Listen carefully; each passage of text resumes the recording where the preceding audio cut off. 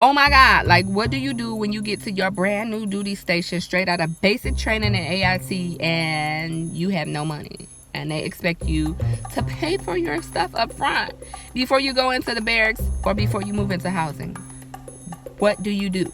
Have no fear. I'm going to explain to you in this video what resources are available to you and what things you can do so that you are not stuck in that bind like I was. Hard work, hard work.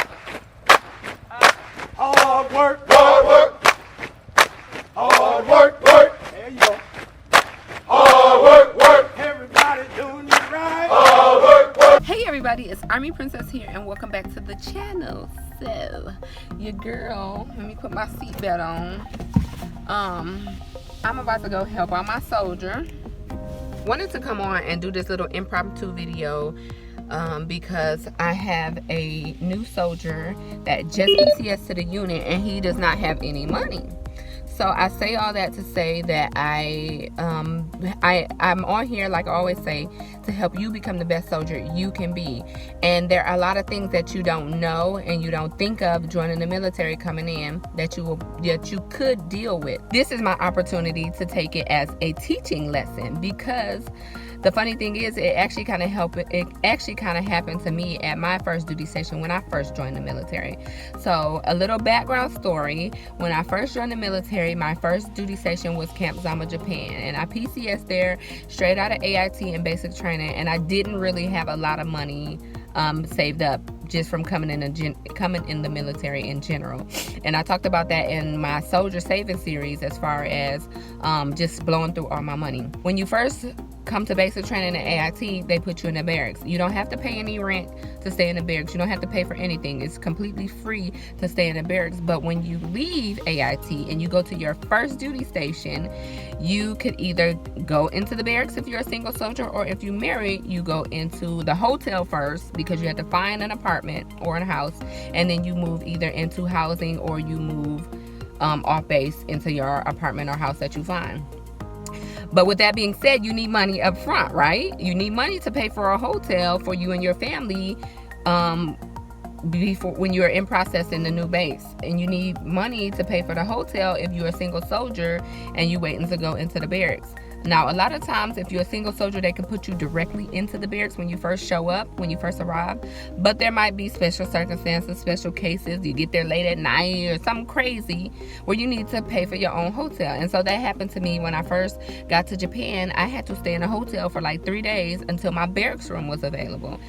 I didn't have the money to pay for my hotel room. So my NCO, the greatest NCO in the U.S. Army, he took care of me. He paid for my hotel room, and he was like, just pay me back. So when I got my first paycheck that I got there in Japan, I gave him his money back, and I went into the barracks.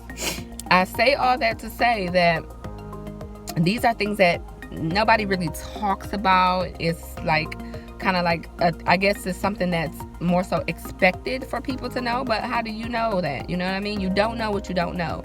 And so I just got a soldier that just got to my unit and he has no money. And so he actually has a place to stay. He got his apartment, but his rent was more than he expected the first month. You know, you pay first month rent up front, deposit, security deposit, just, you know, things that you might have to pay. Then when you move into the place, you need food, you need basic essentials, you need toiletries.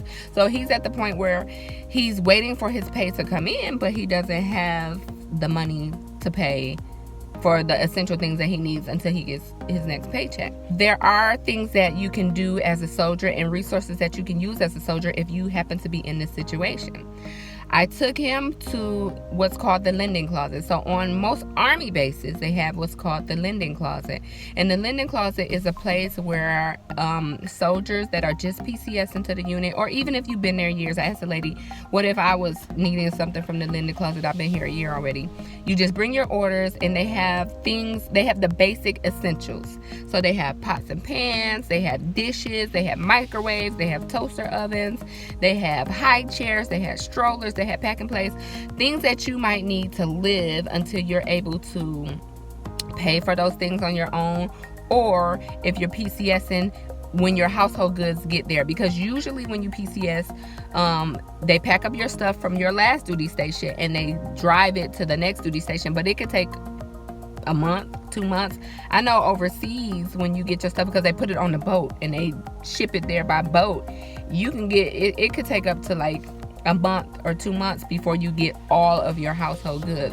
So who wants to be without pots and pans for like a month? But you don't really want to go buy pots and pans because you have pots and pans, you know what I mean? You don't really want to go buy a high chair. That's like a random item that you will need, but you don't really need 2 of them, and you got one on the way. So the lending closet is kind of like the library. So you rent these items and you take them back whenever you get your stuff in. So they started with a month at a time. You can rent them for a month at a time. If you need more time, then you just send an email, hey, I have these items, I need to keep them a little bit longer. But this is a good way to help you either save money, you know, if you get into somewhere and you need the items and you don't have the money to go out and buy them outright. Like everybody can't afford to go buy a microwave and a toaster and pots and pans and dishes like straight when they get there at their new duty station. Yeah, everybody money ain't set up the same, and some people just hadn't planned for it. If this is you, then this is a way that you can take advantage of these opportunities that the Post has to offer. There's also a thrift store on base, so you might be able to find some of the items in a thrift store, or things that you might need, other things you might need that they don't have in a thrift store. And then you can also use other resources if you need cash specifically. So I had a situation with a soldier that was unable to pay his rent because he mishandled his finances, a different soldier. So the Army has what's called AER, Army Emergency Relief. So they can give you a loan or grant for, usually I don't want to say it's as much money as you need, but I've seen people get upwards of like $5,000. Like say your car, you get in a crash and you total your car and you have no money to go out and buy a car. They can give you a loan and you can go get you, put a little down payment on a car so that you can get you something to get around. So right now we took him to the lending closet. He picked out some essential things that he needed, he could use. And then we're also going to take him over to Army Community Service and the finance department and see if he can fill out the money for an AER loan. Now, do note that when you get the loan, they do expect it to be paid back, and they do it in a way that you won't suffer anymore. So usually, they take payments out of your paycheck each month, maybe like $100, depending on how much the loan is. They take the payments out of your paycheck to pay the loan back, and I think it's a no interest loan. The Army does have resources for soldiers in need. All you have to do is get with your supervisor, your chain of command, if you're in need of some of these resources. Even if you're not a new soldier and you just happen to be watching my video and you say, hey, I could really benefit from some of those resources, get with your leadership and see if you can look into some of those resources to help you out and just ways to save money financially if you're in a bind.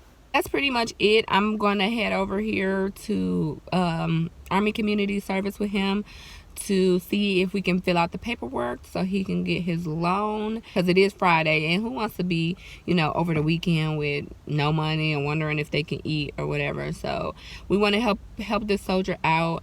I told you all in my my goals for 2020 that my personal goal as an NCO in the military is to be more focused on my soldiers this year and to help them with whatever they need. And that's the Army creed and the NCO creed as well, is to be there for your soldiers, do what you need to do for your soldiers.